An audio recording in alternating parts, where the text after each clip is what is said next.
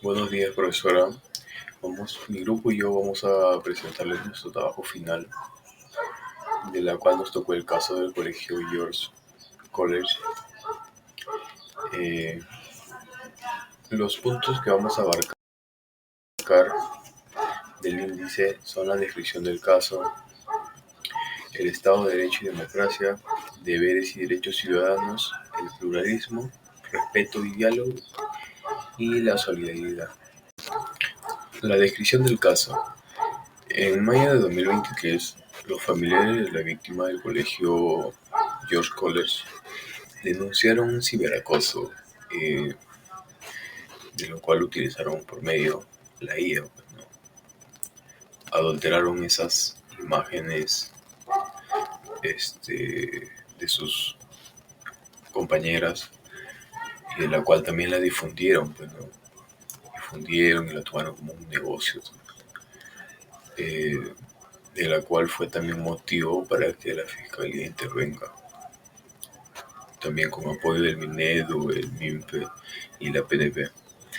En el 29 de agosto del mismo año, los familiares de la víctima realizaron un plantón afuera del colegio, ¿no? Para que se pueda escuchar, ya que no los escuchaban, lo hacían caso omiso nada más. Y de la cual también el colegio emitió un comunicado. En septiembre se confirmó que más de 14 alumnas fueron las afectadas, y el 18 de septiembre la fiscalía efectuó las pericias digitales. Y acá, haciendo un punto aparte, este es el problema del uso de la IA en la actualidad, ya que genera un mal uso, bueno, como se ve en esta noticia. Los actores del caso son los siguientes. 1. Tenemos a los alumnos que manipularon y difundieron las fotos. 2. La Fiscalía de la Nación. 3. Las autoridades del Colegio St. George. 4. Las alumnas cuyas imágenes fueron vulneradas. Y 5. Los padres de las alumnas afectadas. Comencemos con la base de todo, el Estado de Derecho. Este es el modelo donde nadie está por encima de la ley, ni siquiera los gobernantes. No basta con el que existan leyes, lo vital es que se cumplan por igual para todos.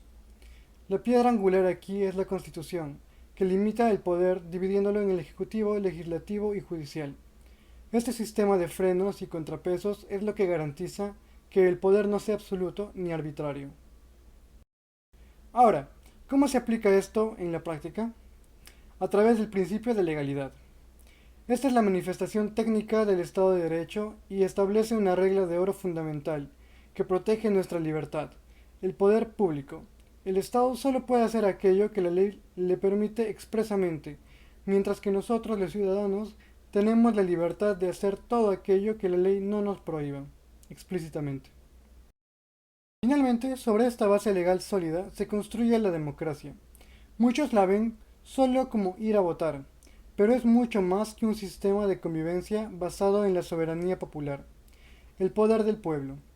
Para que la democracia funcione necesita del Estado de Derecho, que vimos antes, y debe garantizar pilares como el pluralismo político, elecciones justas y la libertad de expresión para fiscalizar el poder.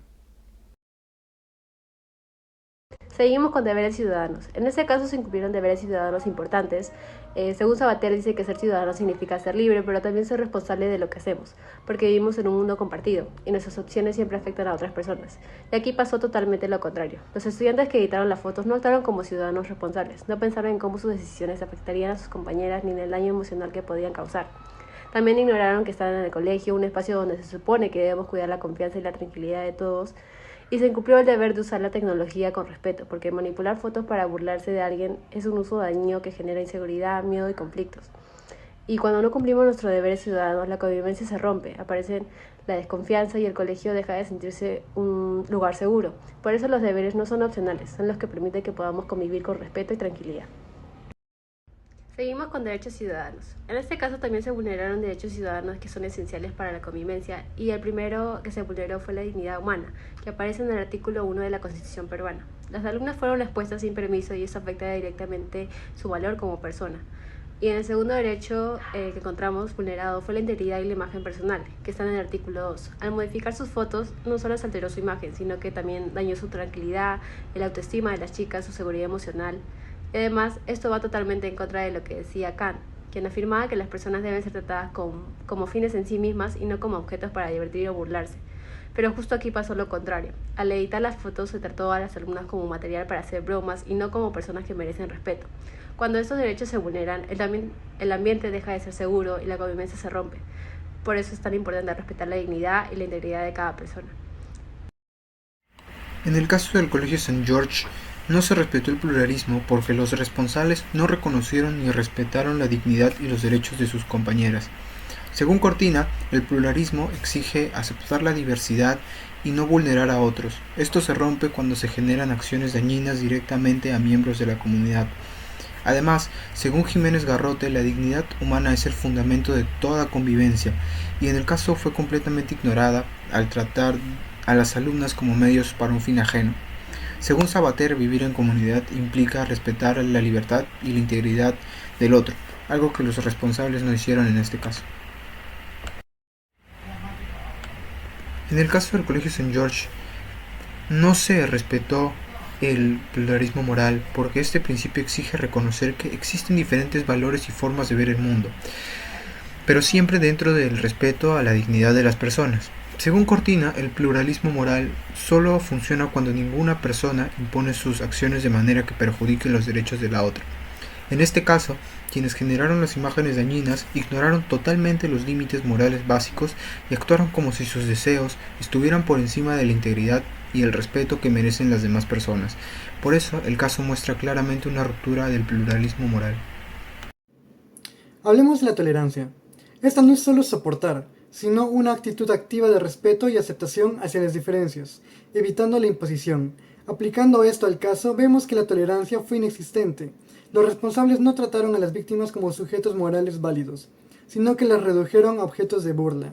Al hacerlo rompieron lo que llamamos el mínimo ético para la convivencia. Impusieron sus deseos unilateralmente sobre los derechos ajenos, lesionando gravemente a la comunidad escolar. Yo voy a explicar dos conceptos fundamentales, respeto y diálogo, y cómo se relacionan con el caso del Colegio St. George.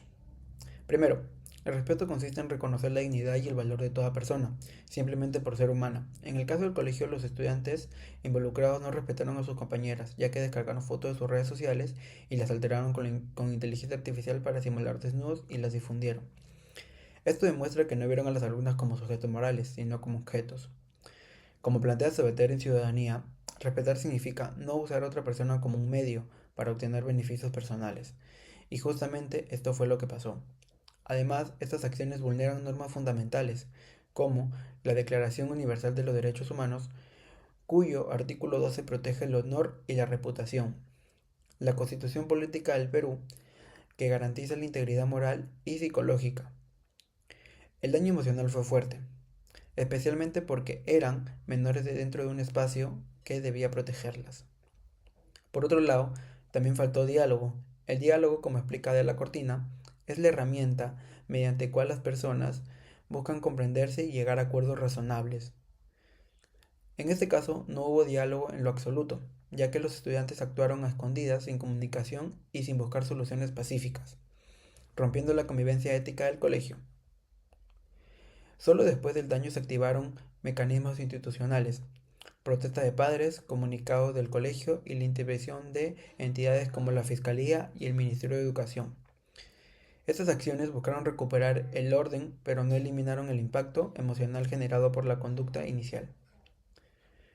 Para terminar, el caso demuestra que el respeto y el diálogo son pilares esenciales para la convivencia.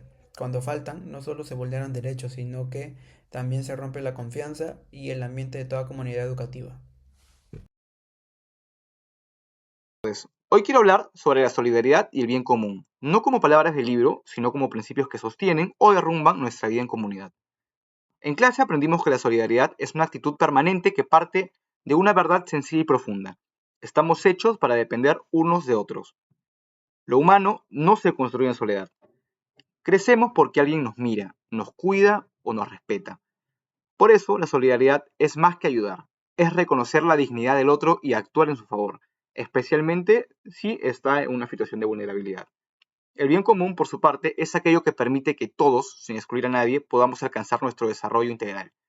No se trata de lo que prefiere la mayoría, sino de las condiciones que hacen posible que cada vida florezca sin miedo y sin vergüenza. Cuando llevamos estas ideas al caso del St. George College, el contraste es brutal. Estudiantes que manipularon imágenes de sus compañeras con inteligencia artificial para sexualizarlas y difundirlas. No fue un accidente, hubo intención. Convertir a personas reales, con familia, historias, valores, sueños, en un objeto digital, en mercancía de burla y morbo. Aquí no solo faltó solidaridad, se negó el rostro humano del otro. La doctrina social de la Iglesia nos advierte que la solidaridad es una determinación firme y perseverante, por el bien de todos. Cuando se rompe este compromiso, la comunidad se resquebraja. El daño no se queda en la pantalla, llega a la autoestima, a la confianza, al derecho de sentirse seguro en un mismo lugar. Es un golpe al corazón de la convivencia.